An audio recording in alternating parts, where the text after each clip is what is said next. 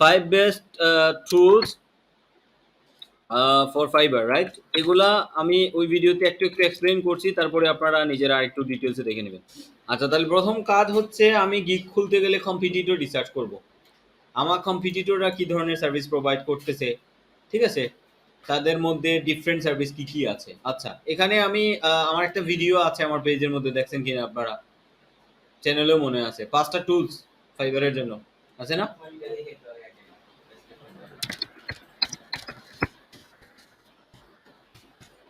Tools for কি fibre, কি কি ছিল? ফাইবার কুইক ভিউ, আর কি ছিল? ফাইবার ডেটা অ্যানালাইসিস নাকি? ফাইবার ডেটা অ্যানালাইসিস, আর কি ছিল? আচ্ছা, একটা বলছি অটো রিফ্রেশ, একটা বলছিল সুপার সিম্পল অটো রিফ্রেশ। এই ক্ষেত্রে অনেক কথা আছে, অটো রিফ্রেশের ক্ষেত্রে পরে বলবো, অনেক কাহিনী আছে। Super simple auto refresh. আরেকটা হচ্ছে আপনার এই যে কপি এআই ছিল, এটা তো আমরা চিনি, রাইট? আরেকটা ছিল Fiverr notification icon in title. Oh great.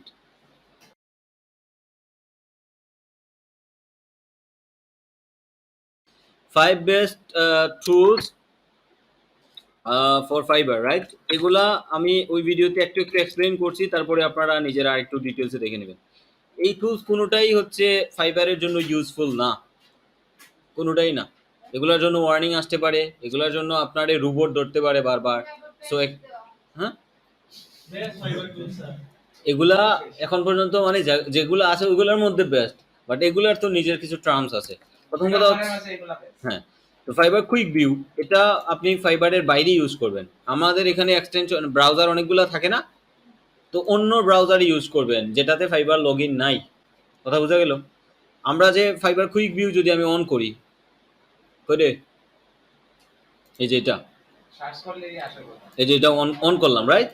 এখন ধরেন আমি এখানে লিখলাম যে ফেসবুক অ্যাডস, ঠিক আছে? এখন এখানে বিষয় যেটা হয় যে এই টুলস থাকলে লোডিং এর সময় একটু বেশি নেয়। কথা বুঝছেন? লোডিং টাইমটা একটু বেশি নেয়। দেখি এটা কাজ করতেছে কিনা। এখন এখানে দেখেন আরেকটা আছে গেট অ্যানালাইটিক্স, এই যে দেখেন এখনো টপ ফোকাস, এটা রিলোড হইতেছে না? তো এই যে টাইমিংটা এত বেশি রিলোড নিতেছে, এটা কিন্তু ফাইবার পছন্দ করে না। তাদের ব্রাউজার কি হয়ে, মানে তাদের পেজটা ভারী হয়ে যাচ্ছে, স্লো হয়ে যাচ্ছে। কথা বুঝতেছেন? তো দ্যাটস ওয়াই এখানে প্রবলেম আছে যে এই একটা কারণে, আরও আছে অনেকগুলো কারণ, ঠিক আছে? আপনি থার্ড পার্টি অ্যাপস ইউজ করলে অনেক সময় ওয়ার্নিং খাইতে পারেন, আসতে পারে।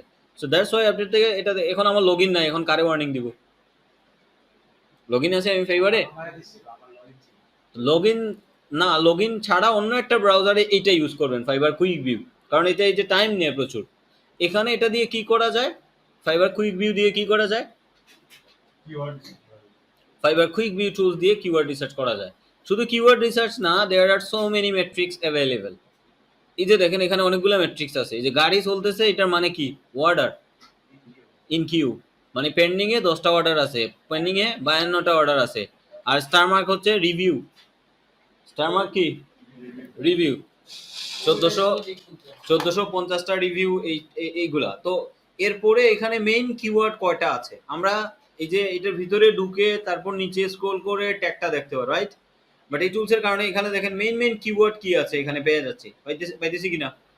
এবং এখানে দেখেন প্রত্যেকটা কিওয়ার্ডের কারণে কয়টা গিগ আছে ফার্স্ট পেজে দেখা যাচ্ছে। মজার বিষয় না?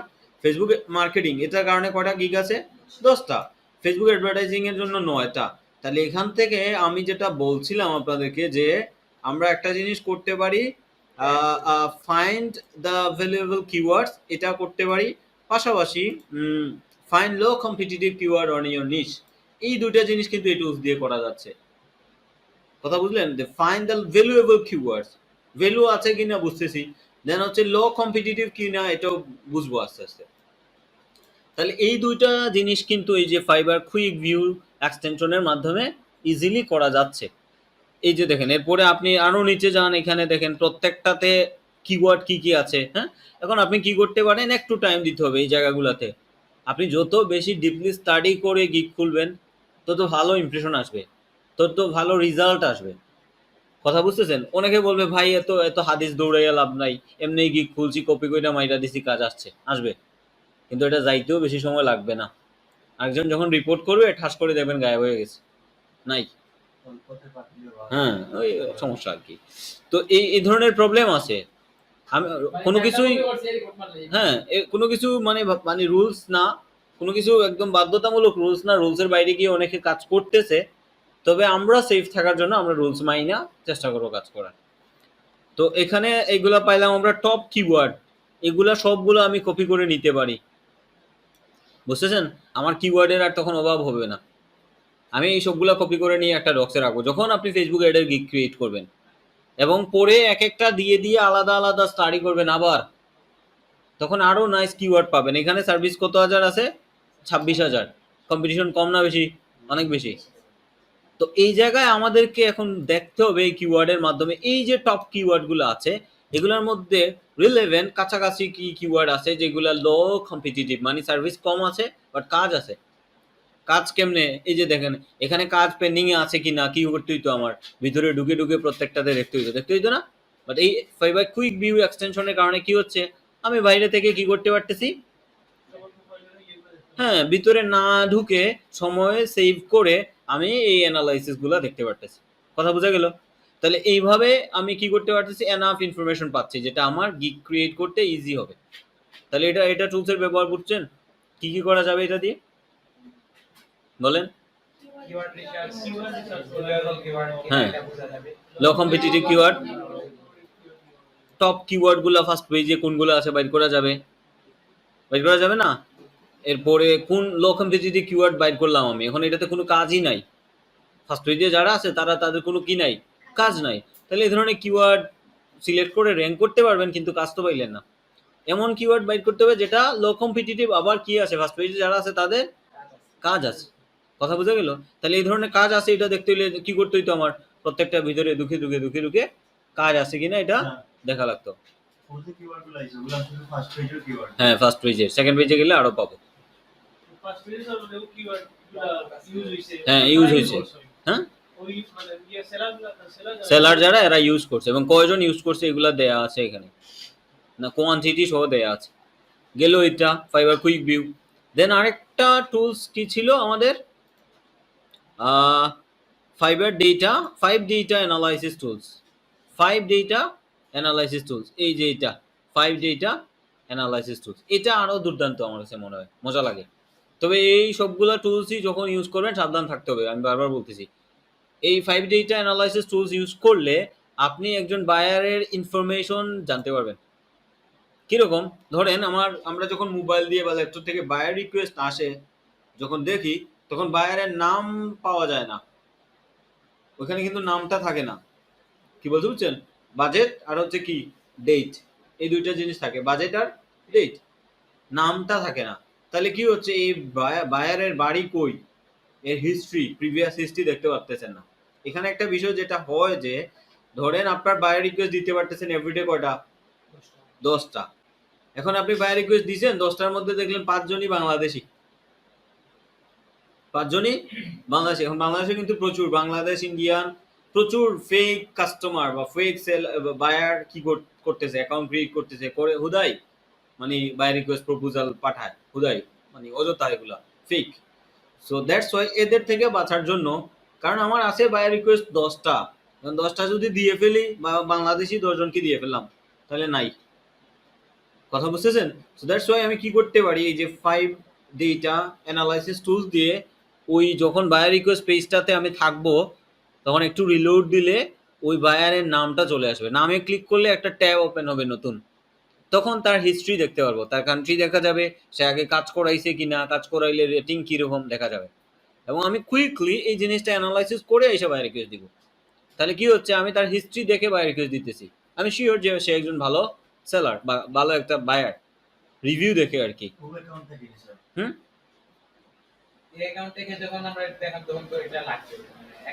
ওটা ইউজ করবেন, বাট যদি দেখেন যে এটা বারবার স্পাম ধরতেছে, মানে আমি ওই যে বলে না আই এম নট রোবট একটা অপশন চলে আসে না, যদি দেখেন এটা বারবার ধরতেছে তখন গিয়ে এটা অফ করবেন। যদি হ্যাঁ আইডি যাওয়ার পসিবিলিটি কম, বাট রোবট বারবার যদি ধরে তাহলে ওয়ার্নিং খাইতে পারে, এর জন্য রোবট খাইলে এটা অফ করে রেখে দিবেন। হ্যাঁ দুইটা ল্যাপটপ না, এটা এটা এটা ওপেন না থাকলে তো আপনি দেখতে পারতেছেন না বাইরের ইনফরমেশন, কথা বুঝছেন, বাইরের ইনফরমেশন হ্যাঁ ফাইবার কুইক ভিউটা ইউজ করবেন যেটাতে সাইন ইন করা নাই। হ্যাঁ সবসময় ইউজ করেন, এটা তো সাইন ইন নাই, সমস্যা নাই। হ্যাঁ আমার ফাইবার অ্যাকাউন্ট সাইন ইন নাই। আরে এখানে আমরা সিনক্রোনাইজ করতে পারি না দুইটা জিমেল দিয়ে আলাদা আলাদা, ওই একটা দিয়ে আলাদা জিমেল সিনক্রোনাইজ করলাম এবং ওইটাতে ফাইবার কুইক ভিউ থাকলো। আর কুইক ভিউ তো সারাদিন বসে থাকার জিনিস না, যখন আমি গিগের কিওয়ার্ড রিসার্চ করব তখন দরকার এইটা, এরপরে দরকার নাই অফ করে রেখে দেন। গিগ ক্রিয়েট করা হয়ে গেলে এটার দরকার আছে, অফ করে রেখে দেন। যখন গিগ ক্রিয়েট করবেন তখন ওই ফাইবারে লগ ইন থাকা অবস্থায় না করে অন্য জায়গা থেকে করেন, সেফ থাকার জন্য, কথা বুঝছেন, সেফ থাকার জন্য গেল এটা। তো 5 ডেটা অ্যানালাইসিস কি বোঝা গেল? না বুঝা মাথা নাড়ায়েন না, এটা দিয়ে বাইরের ইনফরমেশনগুলো দেখতে পারবো এবং আমি সলিড বায়ারদেরকে শুধু বায়ার রিকোয়েস্টটা দিতে পারবো। আচ্ছা দেন হচ্ছে সুপার সিম্পল, আচ্ছা এটা পরে fibre notification in title. Fibre notification in title, ধরেন এখন আমি অন্য জায়গায় কাজ করতেছি, এই যে এই জায়গায় কাজ করতেছি আর আমার এইদিকে ফাইবারটা ওপেন আছে, রাইট? যদি এই এক্সটেনশন অ্যাড থাকে তাহলে এই এই আইকনটা রেড হয়ে যাবে এবং এখানে 1 দেখাবে, তার মানে কি একটা মেসেজ বা যে কোনো টাইপের নোটিফিকেশন আসছে। আপনি অন্য ব্রাউজারে আছেন, এটা রেড হয়ে যাবে, হ্যাঁ রিফ্রেশ না করলেও এটা রেড হয়ে যাবে। এই এই এই এই এক্সটেনশনের কাজ এটা, ফাইবার নোটিফিকেশন ইন টাইটেল। আচ্ছা তাহলে এটা এটা বুঝলাম আমরা, এটা বুঝলাম, এটা বুঝলাম। কপি এআই তো সবাই জানি আমরা, আর এটার অল্টারনেটিভ হচ্ছে paper type, paper type AI, but কখনোই বলবো না এরা সব সাধু সাধু টুলস। তো এগুলা দিয়ে বেসিক্যালি আমরা যেটা কপি এআই বা পেপার টাইপ এআই, এটা হচ্ছে কখন যাদের ওই যে গিগ ডেসক্রিপশন লিখতে, টাইটেল লিখতে, হেডলাইন জেনারেশন করতে যাদের প্রবলেম হয়, এদের জন্য হচ্ছে কপি এআই। আরেকটা এক্সটেনশন আছে, সেটা হচ্ছে ওয়ার্ডটিউন। এই যে আমার আমার আমি সিলেক্ট করার পরে দেখেন একটা আসে, এটা হচ্ছে রিরাইটার, এটাও দারুণ একটা টুল ওয়ার্ডটিউন, এটাও এক্সটেনশনটা অ্যাড করে নিয়ে। ওয়ার্ডটিউন এক্সটেনশন, এই এক্সটেনশনগুলো হচ্ছে তাদের জন্য যাদের হচ্ছে ইংরেজি লিখতে গেলে হাত কাঁপে, যারা 3 লাইন লিখলে 2টা বানান ভুল করে, তাদের জন্য হচ্ছে এইগুলা। বাট সবার জন্যই, আমরা যারা ইউনিক কন্টেন্ট লিখতে পারি না তাদের জন্য এই টুলসগুলো অনেক বেশি হেল্প করবে কন্টেন্ট অপটিমাইজ করতে, ইউনিক কন্টেন্ট লিখতে, সেন্টেন্সের স্ট্রাকচার নাইস করতে। এগুলো অনেক ভালো সেন্টেন্স স্ট্রাকচার দিয়ে থাকে, তবে আপনি জানেন আপনার সার্ভিসের কোন লাইনটা বেস্ট হবে, ঠিক আছে? এই ক্ষেত্রে এইটা যেটা দিতেছে এক্স্যাক্টলি হুবহু কপি করে আইনা দিলে হবে না, এগুলো রিরাইটও করা লাগে। সো দ্যাটস ওয়াই আমি আসি, লিখবেন এগুলা দিয়ে দিয়েও লিখতে পারেন, আইডিয়া নেবেন কম্পিটিটর দিয়ে, দেন হচ্ছে লিখে আমাকে দেখাবেন, আমি এটা ফাইনাল টাচ দেবো। সুপার সিম্পল অটো রিফ্রেশ হচ্ছে, এটাতেও কিছু রুলস আছে, যেমন আপনি যদি ইউজ করেন এটাতেও আপনার রোবট ধরতে পারে, খুব বেশি রোবট ধরলে এটা অফ করে দিবেন।